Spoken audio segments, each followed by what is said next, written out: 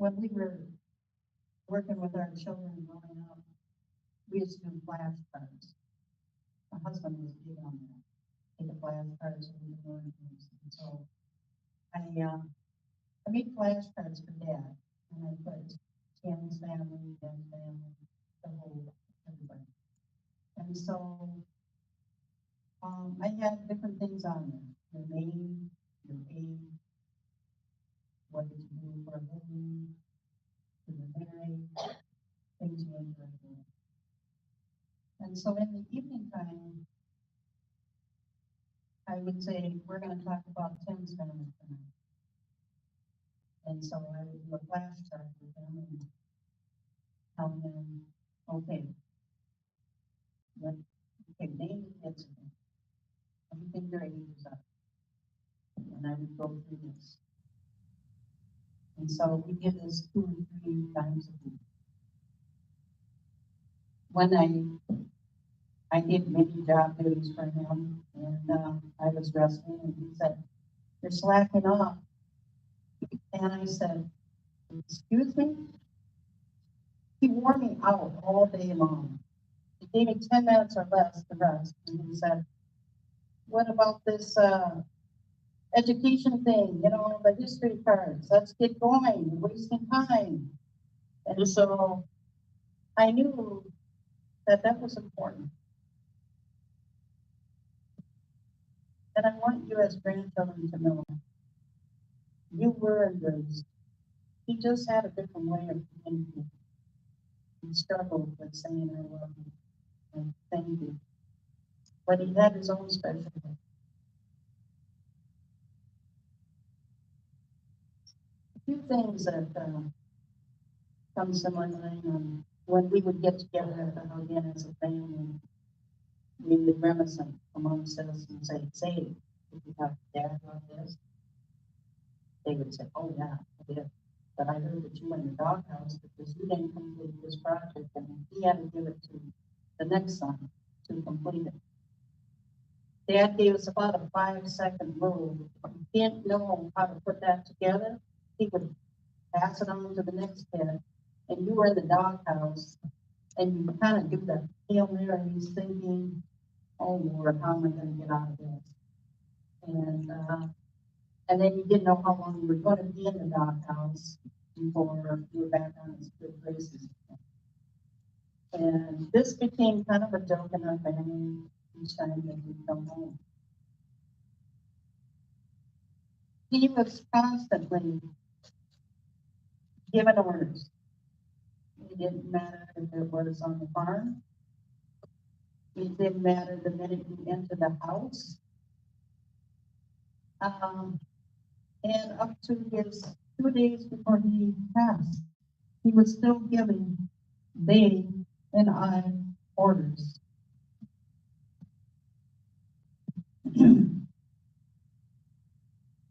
He was a character. He was had a flavorful personality of what made our dad. Be it to the family or be it to the community.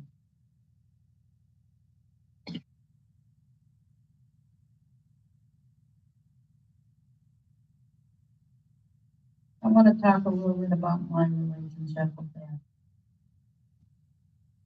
I do not dismiss any stories from my brothers because they too have their stories.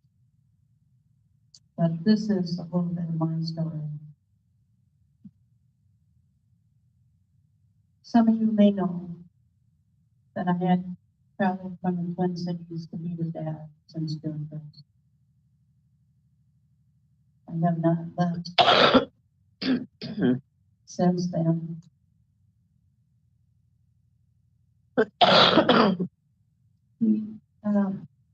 Dad was blessed to have me here over the past 5 months. I like to believe that I was an obedient servant to God and attending to my dad's needs. I was with him for his last 5 months, all the way until his passing. He was blessed to have me here, and I was blessed to honor his wishes.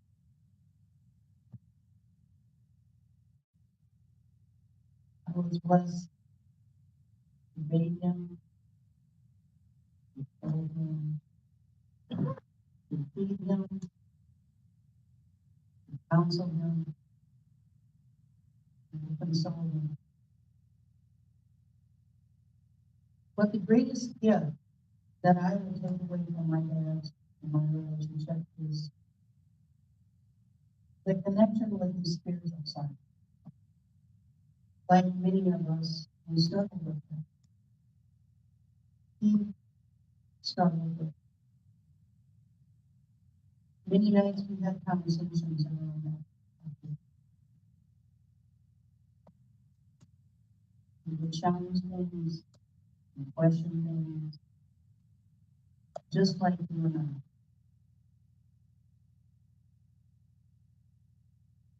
But in the end, I felt that he completed that circle of life, because he was able to surrender to God and to accept God in his dynamics.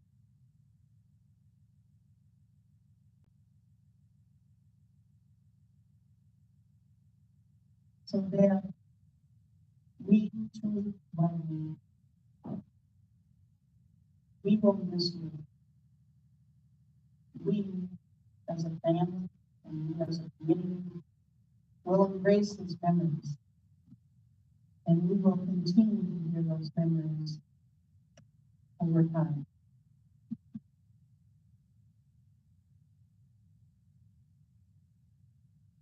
You have completed the circle of life.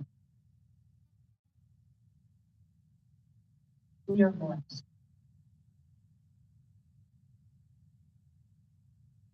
And so that may your soul rest in peace in Jesus' name. Amen.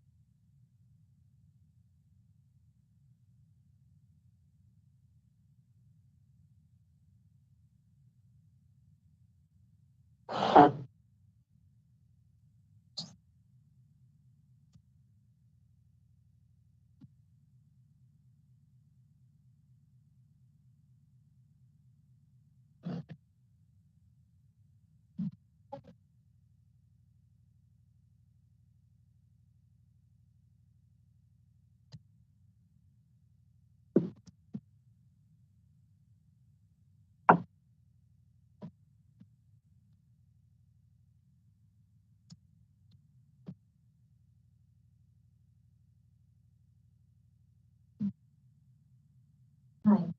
For those of you who may not know me, my name is Tara, and I'm Austin Clark.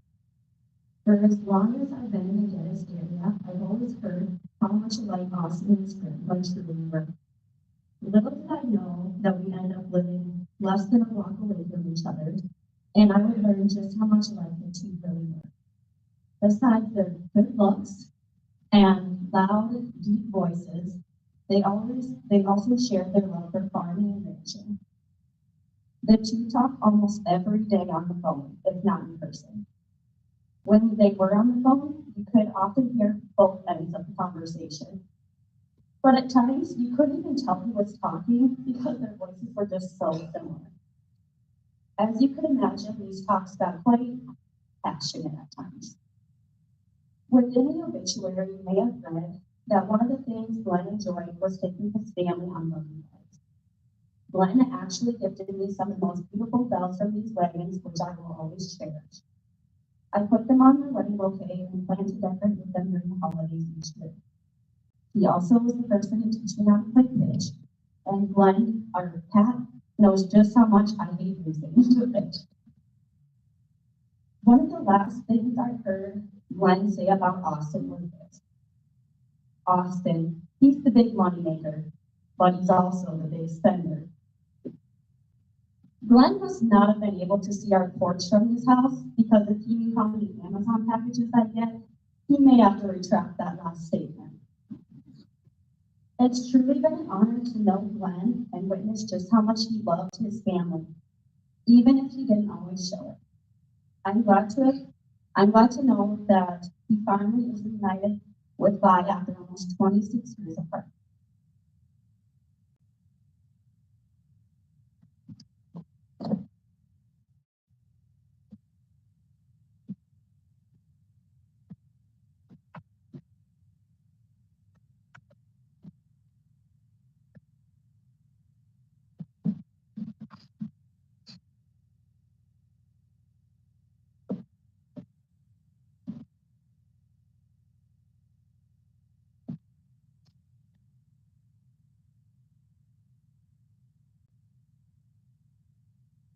Good evening, everybody. We said by now, you would have known that my name is Dominic, because I now been introduced to almost everybody here. My brother is innocent. I am here from Texas, along with my friend Glen. We are here representing the Ayers family and the Nigerian community. We came here to visit with the Hawkins and the Geddes community.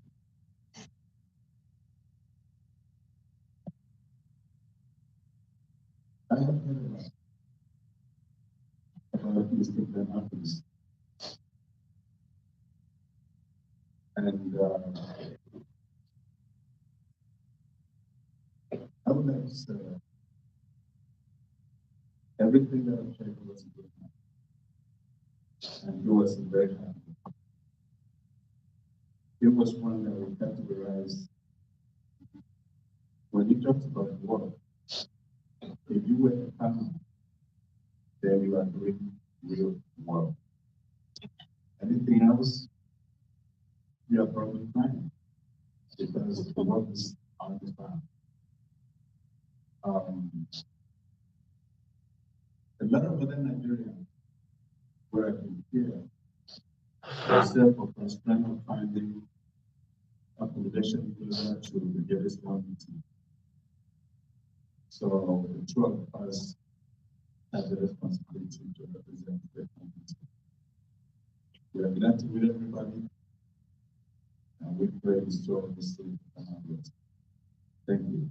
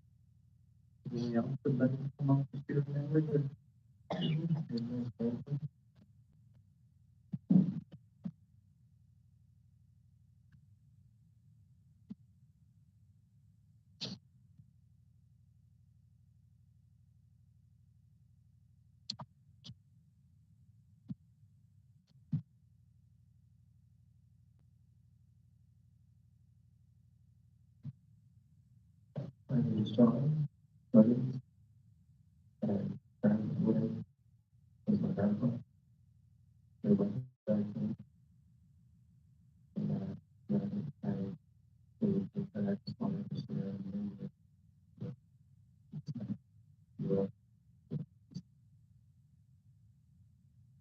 I think responding and coming back to yourself for the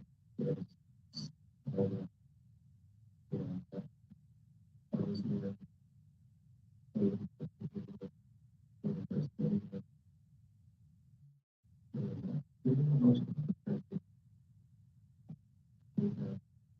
people call me the sixth.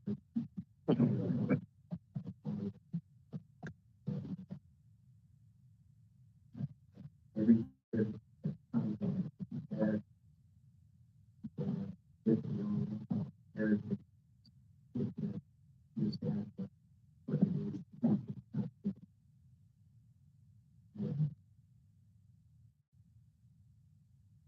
And know until I was older how much I was willing to appreciate something from getting to know my relatives because of the joy that the gospel. And I really enjoyed moving and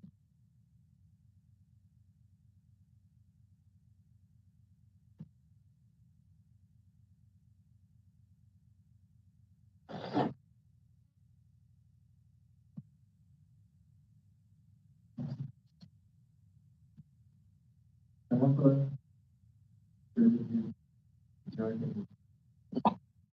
And one of the standards that was the longest time in the city, I felt like I was part of it. And getting to know grandpa, he was named the fourth animal for a reason. And I really did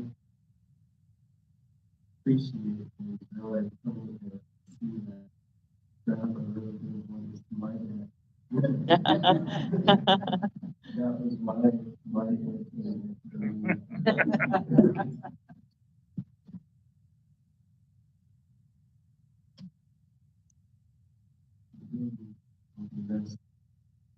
That's what I love you. They all love you.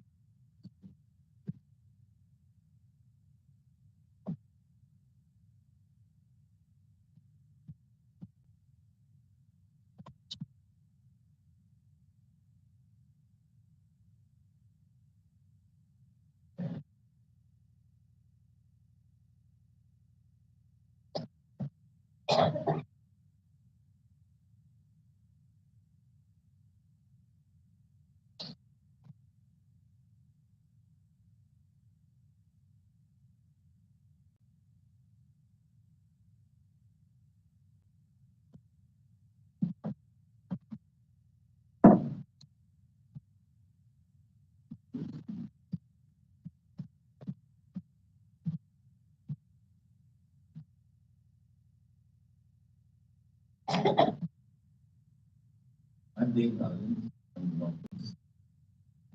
And a couple of memories out here. That was going on. For some reason, we like to buy horses.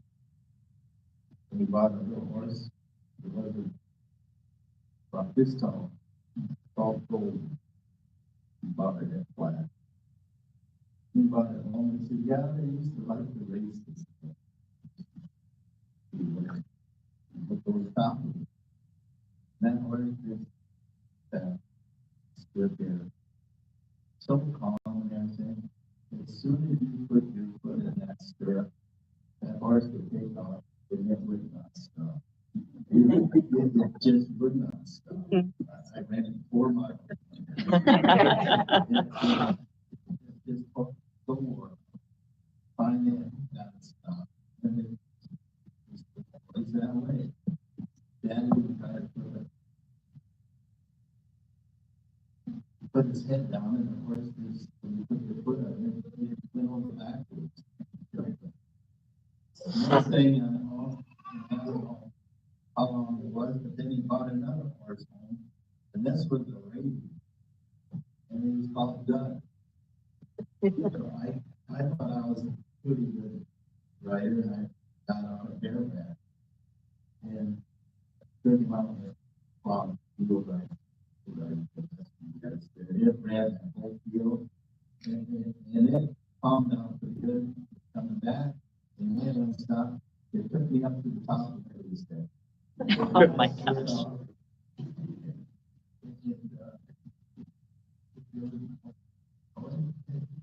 Thank you for the great body.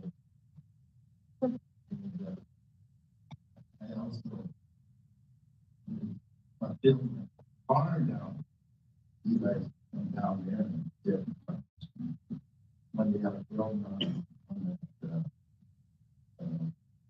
Delphin.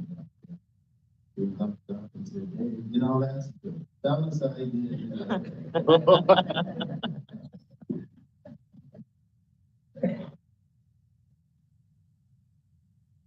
It all didn't hurt for him.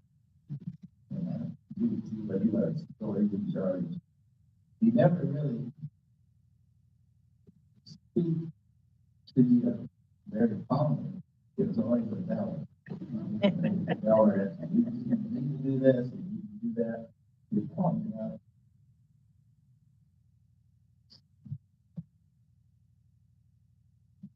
But he, I've got a big list of problems.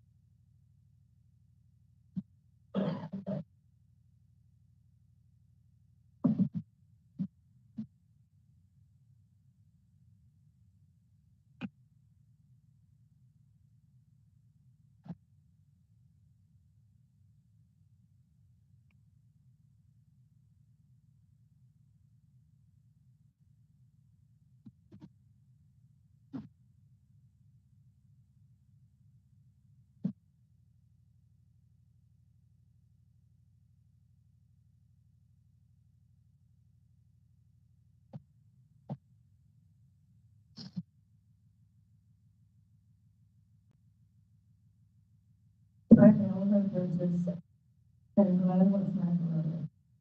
And just the other day, somebody called me and said, I can't believe you're Glen's sister. Because we were so different. And we are different. But we have the same blood, so there was something that ran through us that we really were connected. There's a Glen that you don't know, because I grew up with him back in the 30s when times were really tough. And the Glen I knew, he was always trying to better himself. We were poor. We didn't have any money, and he wanted to buy. We lived by the dump, and he would go every week down to the dump and bring stuff home. And he brings up this, I don't know whether it was zinc or what it was, but he can take that, and we take it to flat, and Consultant would buy it, and in time, he would go down there and get parts, and he wanted a bicycle, and we had no money for buy a bicycle. So he got parts and pieces, he made his own bicycle. How many of you would do that, or even believe that someone would have to do that? That's the way we were growing up. Glen and I were probably not real close in some ways, but when we grew up, we were family. And we were always there for each other. But there's a Glen that I know that probably none of you know. And yes, I am Glen's sister, but we are different. And I just wanted you to know that there were tough times. And if you, Glen, you know, because we grew up in those hard times. And you would probably say, you're spending too much money. But we lived at a time when there was no money. Yes, I am Glen.